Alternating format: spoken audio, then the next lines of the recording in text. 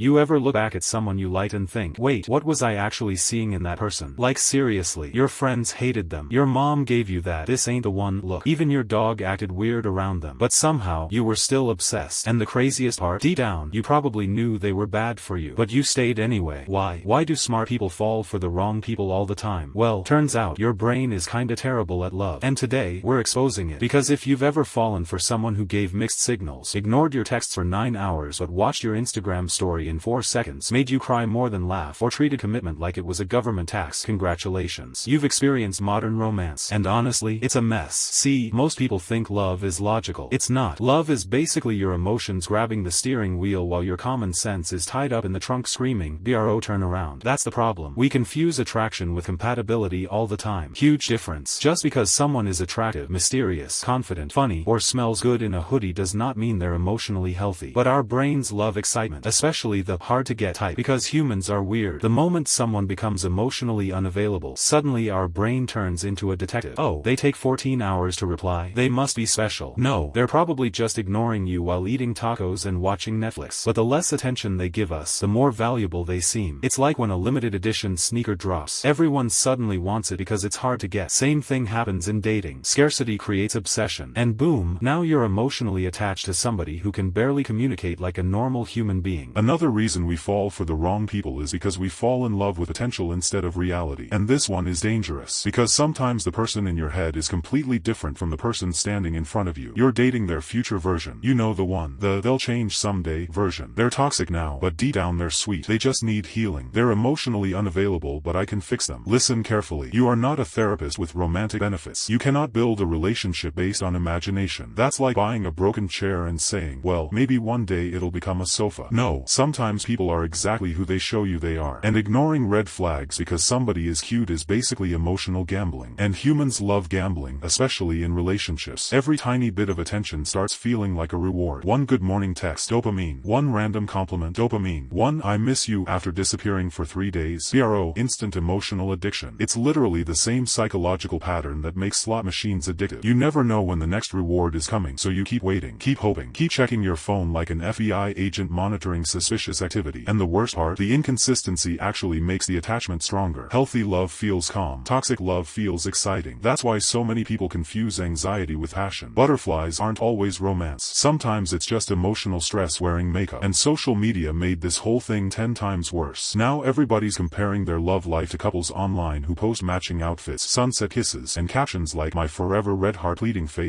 Meanwhile, 20 minutes before posting that picture, they were arguing because somebody liked their ex's selfie from 2019. Social media doesn't show healthy relationships. It shows marketing. People don't post the awkward silence during car rides. They don't post the "we need to talk" conversations. They definitely don't post someone crying in the bathroom while listening to sad Drake songs at 2 a.m. We end up chasing the aesthetic of love instead of the reality of it. And honestly, loneliness also plays a huge role. Sometimes people don't stay because they're happy. They stay because starting over feels terrifying. Being alone scares people, so they settle, even when the relationship drains them emotionally, because humans naturally crave connection. And when someone gives us attention, even unhealthy attention, our brain says, cool, don't lose this. That fear can make people ignore disrespect, manipulation, mixed signals, and obvious incompatibility. You start lowering your standards just to avoid loneliness. And suddenly, he's emotionally mature becomes, well, at least he replies eventually. The bar is underground at this point. But here's the part nobody talks about enough. Sometimes we fall for the wrong people because they feel familiar, not healthy. Familiar. If chaos, inconsistency, or emotional distance existed in your childhood or past relationships, your brain can accidentally mistake those feelings for love, because familiarity feels safe even when it hurts. That's why healthy relationships can sometimes feel boring at first. No games, no confusion, no emotional roller coaster, just honesty, communication, consistency. And your brain's like, wait, where's the drama? Because peace feels unfamiliar while chaos feels normal. That realization changes everything. Now here's the good news. Falling for the wrong person doesn't make you stupid. It makes you human. Everybody wants connection. Everybody wants to feel chosen, wanted, loved. The problem starts when we chase validation instead of genuine compatibility. Because real love usually isn't loud. It's not constant confusion and emotional detective work. It's comfort, safety, effort. Someone who texts back without making it a psychological thriller. Someone who communicates instead of disappearing like a magician. Someone who actually brings peace into your life instead of emotional damage and trust issues. And honestly, one of the biggest signs you're healing is when you stop being attracted to chaos. When consistency becomes attractive. When respect becomes attractive. When emotional maturity becomes attractive. That's growth. Because eventually, you realize something important. The right person won't make you question your worth every single day. Love shouldn't feel like passing a difficult exam with no study guide. And if somebody truly likes you, you won't need to decode their behavior like it's a secret CIA mission. You'll know, clearly, naturally, without losing your mind. So if you've fallen for the wrong person before, welcome to the club. Human beings have been making terrible romantic decisions since the beginning of time. Some people literally ignored red flags because the person had nice eyes. That's been happening for centuries. But every bad relationship teaches you something. Sometimes it teaches boundaries. Sometimes self-respect. Sometimes it teaches you that "I can fix them" should never be your dating strategy again. And sometimes the wrong people help you finally understand what the right person should feel like. Not perfect, just real. And honestly, that kind of love is way rarer than butterflies.